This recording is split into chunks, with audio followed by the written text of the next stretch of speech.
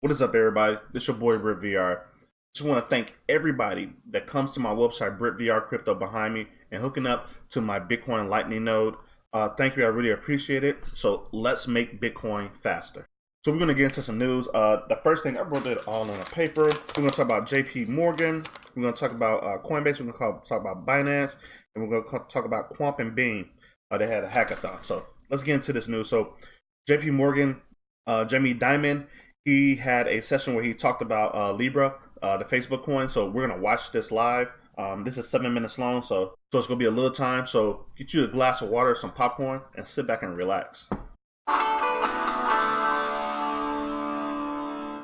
This week, our editor-in-chief Andy Serwer sat down with JP Morgan Chase CEO Jamie Dimon, and among many other topics, we got Dimon's take on Facebook's Libra cryptocurrency. Jamie, let me ask you about Facebook's Libra cryptocurrency. What do you think about that? Well, blockchain is real.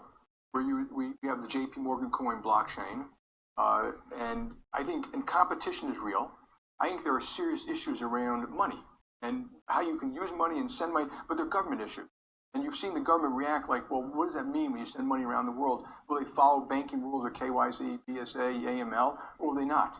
So, but they obviously want to serve their clients. That's fine. I also want to be able to serve their clients too. So I always look at these systems about we would like to do some of it too ourselves, and we don't always want to be forced in someone else's ecosystem. Yeah, did you talk to them about this at all? Did you guys talk to them about it? I did not, but it's very possible someone in the company did. I mean, is crypto an existential threat to Morgan's core business? I don't think so. I mean, people don't think like we move $6 trillion a day around the world. It's very cheap, very secure. It works. And the banking system is already built, Zelle, real-time P2P, and PCH, the clearinghouse, with the banking system built real-time payments. We already have all that. And it's very cheap, it's very secure, it shares a lot of information, it goes through all the bank security systems, cyber security systems, KYC, BSA, AML. So we have that. So we're going to have competitors. So it's whether it's a cryptocurrency competitor or another fintech competitor, we're going to have competitors. I tell our people, just don't guess.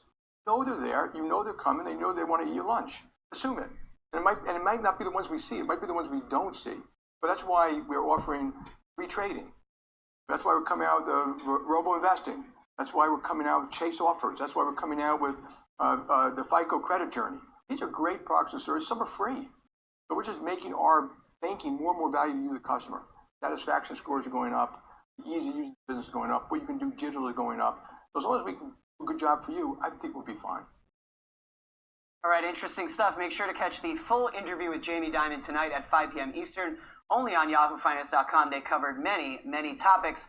But joining us now to talk more about Libra, as well as the recent surge in Bitcoin in 2019, is Genesis Trading CEO Michael Morrow. Hi, Michael. Morning. Thanks for coming on. Well, we just showed that clip of Jamie Dimon talking about Facebook Libra coin. It's interesting because JPM launched its own JPM coin in February, although not really a true cryptocurrency, more of an internal settlement token. But just first, your kind of rapid reaction to what Dimon said about Facebook's crypto push. My guess is that I wouldn't actually call the Facebook coin a cryptocurrency. It's a digital currency, but sort of a centralized form, whereas we kind of think about cryptocurrencies in a centralized kind of format. I do think that Facebook's play is all about peer-to-peer. So it is sort of the competitor to the Zelle product that I just kind of mentioned, which is slightly obviously kind of different than the Bitcoin kind of traditional cryptocurrency play. But I think that's right. I think it is a way to disrupt the existing rails and think about things and getting retailers and kind of consumers to the idea of having non-sovereign store of value and relying on something that is not government-backed to kind of make payments around the world. It's interesting when you say that more of a competitor to Zelle than to Bitcoin. Sounds like more of a bank coin, really, because initially people worried, oh, is Libra bad for Bitcoin? Seems like your take is no. I don't think so. I think that Bitcoin, early on, call it 2012, 2013, lots of possible use cases for Bitcoin. And one of them was certainly global payments, kind of moving money around the world. No one's actually spending Bitcoin, right? It's kind of hard to kind of do. There's taxes to kind of worry about. And so it really hasn't kind of taken off as a payment mechanism.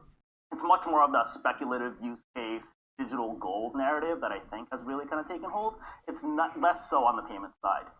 What do you make of the political reaction to Libra? I mean, obviously, Nancy Waters is she's going to have a hearing next month. The Senate's going to have its own separate hearing.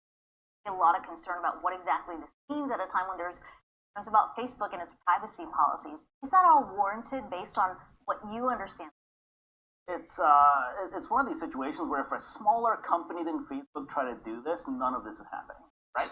Yeah. Frankly, right? It's the usual concerns about AML and KYC money laundering type of issue, which is sort of a FinCEN or SEC that is a security question. Central banks around the world are not weighing in if some startup tried to kind of do this. So Facebook is clearly facing issues that other companies would not.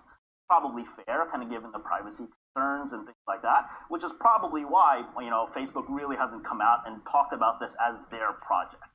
Trying to get other people involved, right. and so that they're just part of the consortium, even though they kind of help bring it to this far to help say, hey, this isn't all about us. Were you surprised at all to hear Fed Chair Jerome Powell actually say, yes, we have been speaking with Facebook about this new cryptocurrency project? I think that the fact that a company like Facebook is coming out with something like this, can't ignore it, right? If you're a central bank around the world, you can't pretend, oh, that's just a startup kind of doing something over here that might kind of do something. I think with Facebook, billions of data for people around the Coinbase world. they can ignore.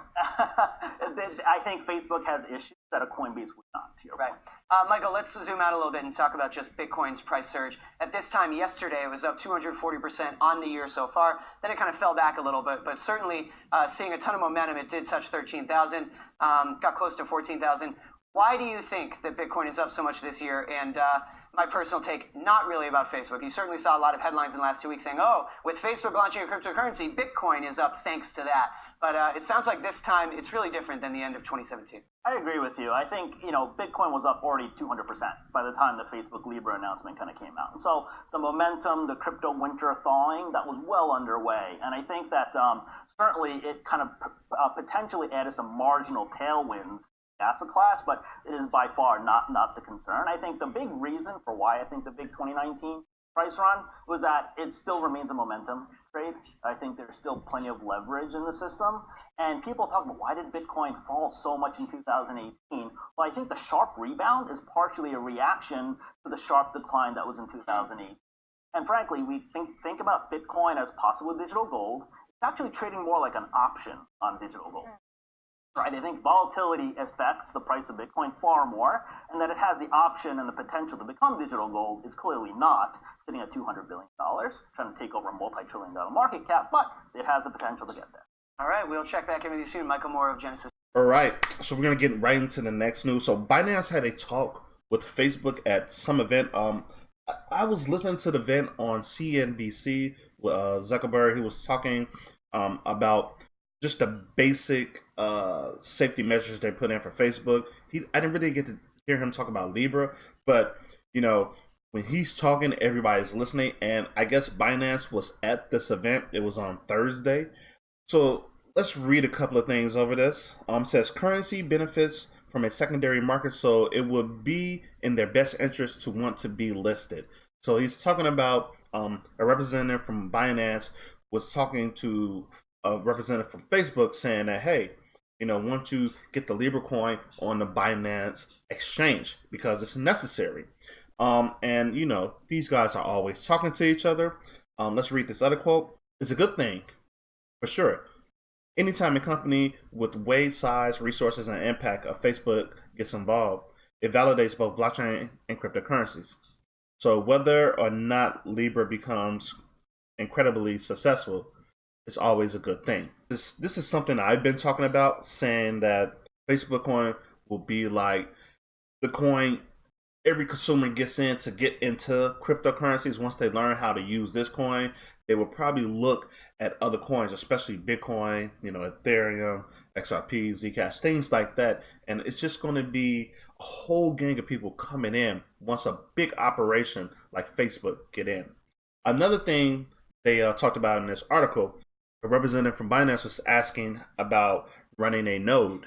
Now, with this Libra coin, there's already, it costs $10 million to become one of these partners, and you're going to run a node, and this node will collect another separate coin. And actually, you're just running these transactions, these ledgers through with this node. So Binance is looking on jumping in to make a successful move for the company in the future. let's look at the price real quick. You know, we went all the way up to around like 14, close to 14,000. You know, like 13,000 or something.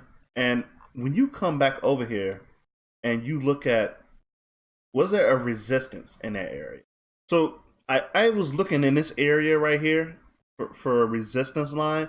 It's a slight resistance, but I really believe that the reason why the price went down is because Coinbase had a major outage on this particular day. On this day, the June 27th, Coinbase had a major outage, guys. I guess somebody was moving like 8,800 something Bitcoin from a wallet to the Coinbase exchange.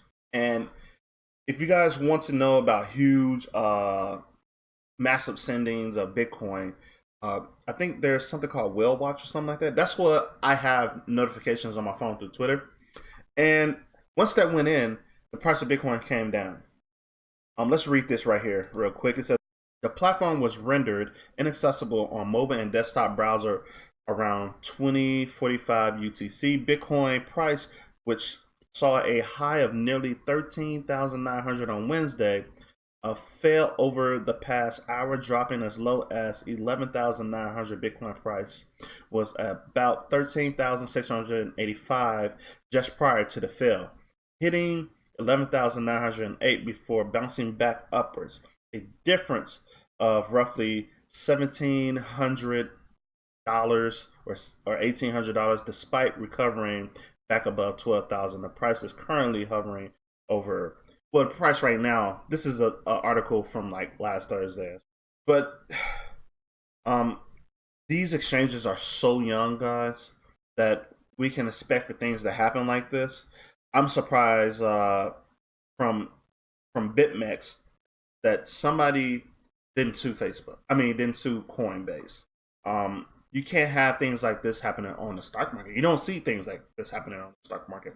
You only see things happen like this in the cryptocurrency exchanges. So remember, this is a very, very, very young asset. So if you put the Bollinger Band on it, because I looked at this and I knew of this outage, but I put the Bollinger Band on here and I was thinking that, you know, it got overbought right here. But really, I think we would have been continuously going up, but it was a good, nice pullback. But I don't think anybody was actually looking at this to happen because the resistance was slightly there, but it wasn't fully there. So this is the time to accumulate as much Bitcoin as possible. If you guys want to buy some Bitcoin, Coinbase link is at the bottom. You can go and buy $10 or go and buy $5, you know, whatever you want. This is a great opportunity for the future. So Qtum and Bean Privacy Hackathon, they had a hackathon. So it says beginning June 19th and concluding August 18th, 2019. The 2019 Qtum and Bean Privacy Hackathon will challenge participants to leverage the Qtum and Bean platform in order to develop anonymous assets and blockchain privacy solutions, as well as drive engagement across social media. The hackathon will be open globally to blockchain developers and community members, and it will carry a grand prize of $25,000 for the most creative and impactful submission. So this happened already. Sorry, guys. You know, there's so many things going on in the cryptocurrency space that it's hard to gain everything that's going on. And I'm sorry I haven't been uploading as much as I should, but I'm enjoying the Chicago summer. It's fantastic out here. But make sure you guys look out for these hackathons. I went to a Factum hackathon last year. It was amazing. So I always look for these opportunities to figure out who are the new developers that's going to lead the future. So I want to say thank you for watching the video. If you're new, please hit that subscribe button, hit the like button, hit the notification bell next to it. Also, if you guys want to use another exchange, you can use Changely. You can come over here to my website and just do it right here. I have an interview with the CEO down here, so check it out when you guys can. And you know, life is good when the price is moving up. So all you guys have a good day and all you guys have a good night and enjoy the crypto life. Peace.